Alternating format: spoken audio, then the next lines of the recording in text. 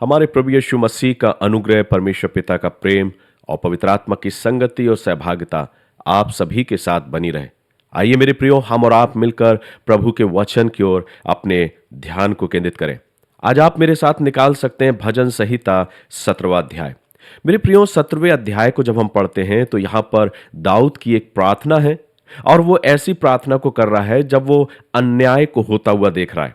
और यह प्रार्थना एक धर्मी की प्रार्थना है। दाऊद अपने इस भजन में जब इस भजन की शुरुआत करता है तो यहाँ पर हम इस बात को देखते हैं कि दाऊद बहुत ही नम्रता के साथ, बड़ी विनम्रता के साथ इस बात को कहता है कि हे यहोवा परमेश्वर, सच्चाई के वचन सुन, मेरी पुकार की ओर ध्यान दे, मेरी प्रार्थना की ओर जो निष्कपट मुंह से निकलती है कान लगा। यह वचन मुझे और आपको ये सिखाता है कि दाऊद इस भजन की शुरुआत परमेश्वर के सम्मुख अपनी प्रार्थना स्वरूप में बड़ी विनम्रता के साथ प्रभु से इस बात को बोलता है। दाऊद ये बताने का प्रयास कर रहा है कि प्रभु देख, मेरी आत्मा जो कि निर्दोष है, और मैं अपनी निर्दोष आत्मा की पुकार को तुझ तक पहुंचाना चाहता हूं। वह यह कहता है इस भजन में, देख प्रभु, मैं निर्दोष हूं, पर फिर भी मैं पीड़ा में पड़ा हुआ हूं। यह हर एक सच्चे इंसान की आवाज है जब आज के समय में प्रभु के सम्मुख जाके इस प्रार्थना को करता है। जब हम सही करते हैं पर दुनिया कई बार हमको गलत समझती है। कई बार आपने और हमने अपने जीवन में इस बात का अनुभव जरूर किया होगा। तब ये पुकार निकलती है मन से जो प्रभु के सम्मुख हम करते हैं कि प्रभु देख, मैं निर्दोष हूं, लेकिन फिर भी मुझे गलत समझा जा रहा है। जब हम आगे वचन को पढ़ते हैं तो दाऊद तीसरे पद में कहता है, तूने मेरे हृदय को जांचा है, तूने रात को मुझे देखा है, तूने मुझे परखा, परंतु कुछ भी खोटापन नहीं पाया। मैंने ठान लिया है कि मेरे मुंह से अपराध की बात नहीं निकलेगी। मेरे प्रियो, दाऊद जानता है कि लोग चाहे कुछ भी क्यों ना कहें, लोग चाहे उसे किसी भी प्रकार से क्यों ना तौलें, लेकिन वो ये जानता है कि प्रभु हृदय की सच्चाई को जानता है। इसलिए दाऊद अपने हृदय में प्रार्थना स्वरूप पिता के सम्मुख इस बात को कहता है, तूने मेरे हृदय को जांचा है, तूने रात को मुझे देखा है। आज के समय में मेरे प्रियो, इंसान चाहे कितना भी गलत क्यों ना हो, लेकिन वो अपनी सच्चाई को व्यक्त करना चाहता। वो इस डर में नहीं रहता कि ईश्वर उसके जीवन को जानता है, ईश्वर उसके जिंदगी के हर एक पल की हर एक सच्चाई को जानता है। लेकिन कई बार इंसान अपने जीवन में गलत करने के बावजूद भी अपने आप को सही साबित करने की चेष्टा करता है। लेकिन दाऊद यहां वास्तव में अपनी उस निर्दोष आत्मा को, अपने निर्दोष मन को प्रभु के सम्मुख रखता है। और जब प्रभु से इस बात को कहता कि तूने मेरे हृदय को जांचा, इसमें एक सच्चाई छुपी हुई है, इसमें एक धार्मिकता छुपी हुई है, क्योंकि वो कहता, मैंने ठान लिया है कि मेरे मुंह से अपराध की बात नहीं निकलेगी। ये दाऊद के उस धर्मी जीवन के बारे में यहां पर हमें व्यक्त करता है। ये वचन मुझे और आपको ये सिखाता है कि आज के लिए जब इस वचन को हम अपने जीवन में अवलोकन करते हैं या देखते हैं या जांचते हैं या स्वयं इस वचन में अपने जीवन को देखते हैं, तो ये वचन मुझे सिखाता है कि हमें और आपको लोगों से नहीं पर परमेश्वर के न्याय से डरना चाहिए। इसलिए परमेश्वर के न्याय की ओर हमें अपने जीवन को और अपनी आशा को बनाए रखना है। आगे जब इस वचन को हम पढ़ते हैं तो दाऊद कहता है, मेरी शक्ति मेरे कर्मों से नहीं पर तेरे वचनों से आती। जब 5वें पद को आप पढ़ेंगे तो लिखा है, मेरे पांव तेरे पथों में स्थिर रहे, फिसले नहीं। अर्थात ये बात उस ओर इशारा करती है कि जब जीवन की राहों में परमेश्वर के वचन को पकड़कर जब हम चलते, फिर चाहे दुनिया कितना भी हिलाने का प्रयास करे, डगमगाने का प्रयास करे, हम कभी डगमगाते नहीं। आज कितने हैं मेरे प्रियो जो अपने जीवन में प्रभु के वचन से दूर रहकर जब अपने जीवन को जीते, तो कई बार वो अपने विश्वास में डगमगा जाते हैं। कई बार वो अपने जीवन में ऐसे कार्यों की ओर अपने कदमों को बढ़ाते हैं जो परमेश्वर की दृष्टि में गलत है। लेकिन दाऊद अपने इस वचन में क्या कहता है? दाऊद कहता है, मेरे पांव तेरे पथों में स्थिर रहे, फिसले नहीं। ये उस विश्वास योग्यता को प्रकट करती है कि प्रभु, मैं जानता हूं कि तू मेरे हर एक कार्यों को जानता है। अगर मैं गलत करूंगा तो तू मेरे गलत कामों का न्याय करेगा, और इसलिए प्रभु, मैंने अपने मन में यह ठान लिया है कि कोई भी गलत काम मैं ना करूं। जब हम और आप इसी वचन को आगे पढ़ते मेरे प्रियो, तो दाऊद अपने चारों ओर ऐसे लोगों को देखता है जो झूठ, घमंड और हिंसा में जी रहे हैं, पर वह बदला नहीं लेता, पर वो कहता है कि हे प्रभु, तू मेरा न्याय करेगा। जब हम वचन को पढ़ते हैं 10वें पद से, तो दाऊद यहां पर कहता, उन्होंने अपने हृदयों को कठोर किया है, उनके मुंह से घमंड की बातें निकलती हैं, उन्होंने पग पग पर हमको घेरा है, वे हमको भूमि पर पटक देने के लिए घात लगाए हुए हैं।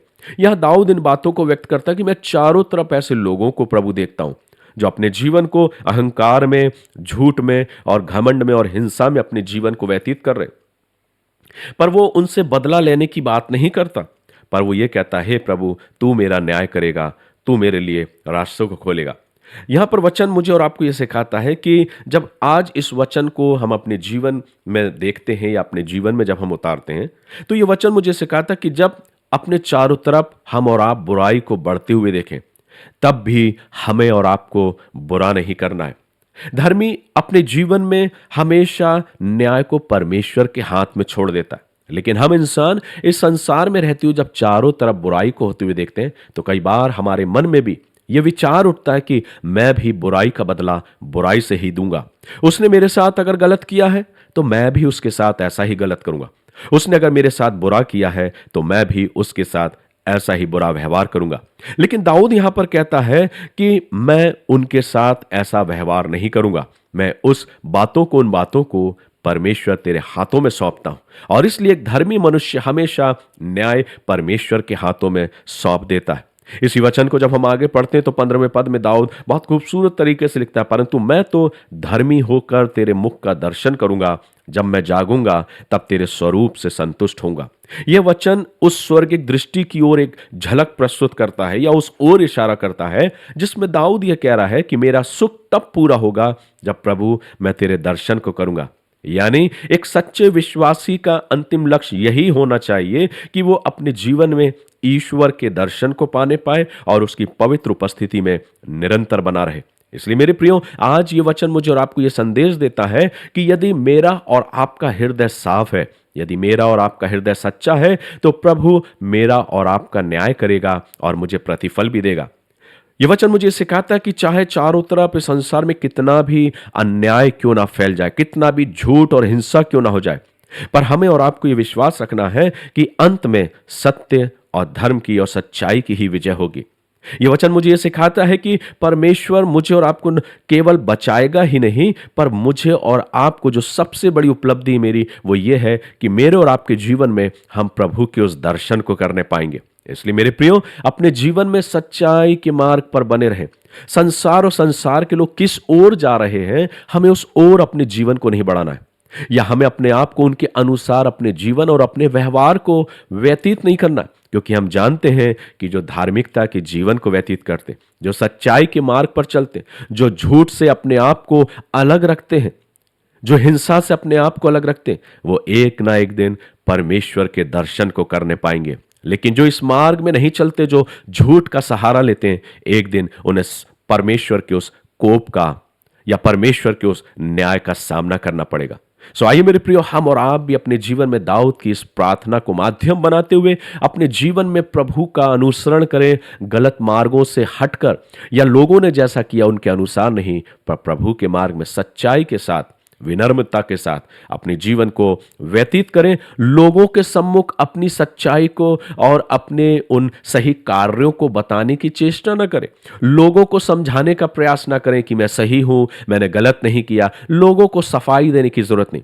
लोग चाहे कुछ भी सोचें, लेकिन मुझे और आपको यह सोचना है कि अगर आप और हम सही हैं परमेश्वर की दृष्टि में, तो फिर इंसान चाहे कुछ भी सोचे, मुझे उसकी चिंता नहीं करना। मुझे सोचना है तो प्रभु की ओर की, प्रभु मेरे बारे में क्या सोचता है। यह एक धर्मी की पुकार है, जो प्रार्थना है, जो दाऊद की प्रार्थना है। आज हम और आप भी अपने जीवन में प्रार्थना करते हुए अपने जीवन में आगे बढ़े और प्रभु से कहें, प्रभु मैं तेरा धन्यवाद करता हूं क्योंकि मैं धर्मी होकर तेरे मुख का दर्शन करूंगा। जब मैं जागूंगा तब तेरे स्वरूप से संतुष्ट होऊंगा।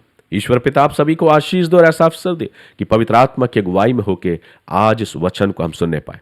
धन्यवाद देते हैं कि प्रभु ने हम सभी को जोड़ा कि आज इस वचन के द्वारा प्रभु की आशीष को स्वीकार करने पाए।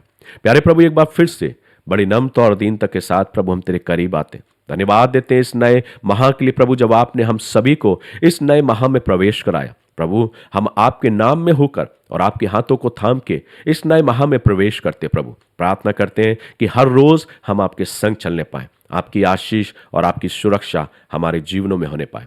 इस आशा और विश्वास के साथ प्रभु अपने जीवनों को हम तेरे हाथों में सौंपते हैं और ये निर्णय करते हैं कि प्रभु हम अपने जीवन में एक सच्चाई और एक धार्मिकता के जीवन को जीने पाए।